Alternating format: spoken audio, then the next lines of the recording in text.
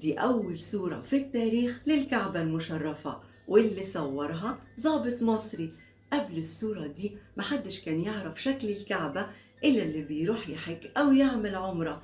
لكن ده حصل إمتى وإزاي؟ استنى هقولك. شوف يا سيدي، في سنة 1880 وبالتحديد في موسم الحج بيعين الخديوي توفيق الأميرة لاي محمد صادق، واللي درس الهندسة الحربية وكمان التصوير الفوتوغرافي في باريس، وبيعينه أمين صندوق بعثة الحج المصرية عشان يوثق رحلة المحمل اللي شايل كسوة الكعبة الشريفة من القاهرة لمكة المكرمة. وكان الضابط المصري محمد صادق هو أول واحد يصور الكعبة المشرفة والصفا والمروة، وصور كمان شعائر الحج والحجاج وهم في منى وعرفات، وصور كمان الحرم النبوي الشريف.